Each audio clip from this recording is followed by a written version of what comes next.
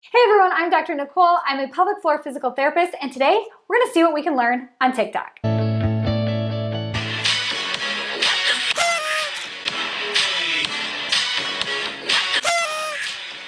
girl, on top of everything else, to have an itchy, numb scar. Unfortunately, this is not uncommon, and it all has to do with the healing process that happens after all those layers are sliced through during a C-section. The body does a really good job of sending tons of cells to the area to heal.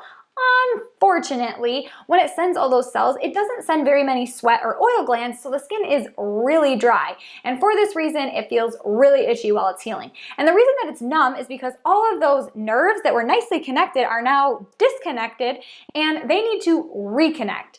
In the process of reconnecting, it's really important that she's going to go ahead and touch that scar with her fingers, with different materials, poke that scar, pinch at it, do all sorts of things to make sure that it's not too sensitive to be touched, because that's where your pants go, your underwear go. And as a physical therapist, I'm always telling women you need to be massaging that scar to make sure that you don't end up with that shelf or that pooch over the scar, and also to make sure that you don't have pain down the road because you never massaged and kept that scar moving. On top of all that, if you want to have more babies again, it really is important to try to break up that scar tissue so that it doesn't affect future births and C-sections. Here are a few things I wish I would have known before my C-section and I wish someone told me about. You will have all the same postpartum bleeding and all of that as you would with a vaginal birth.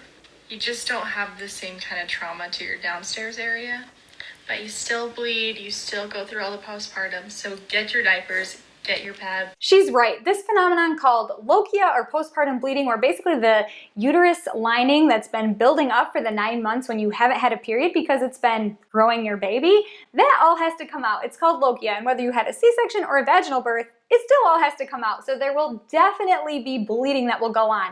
Most women say that it lasts about 6 to 8 weeks. However, there are cases where it lasts 12 weeks and more.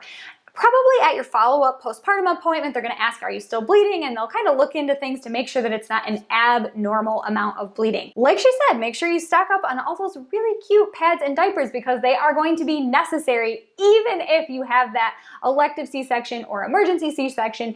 Either way, you're going to want to be prepared and have lots of products on hand to deal with all that blood.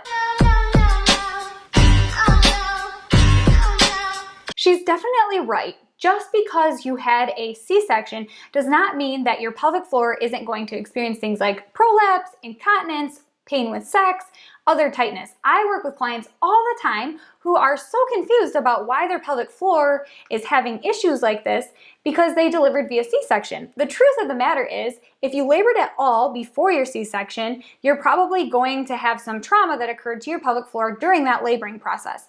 Sometimes C-sections happen because you've pushed for a long time, which means there was definitely a lot going on with your pelvic floor.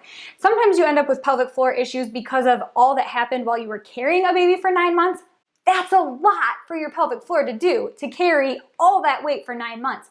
And during that time, sometimes we end up with things like prolapse and weakness or tightness in our pelvic floor.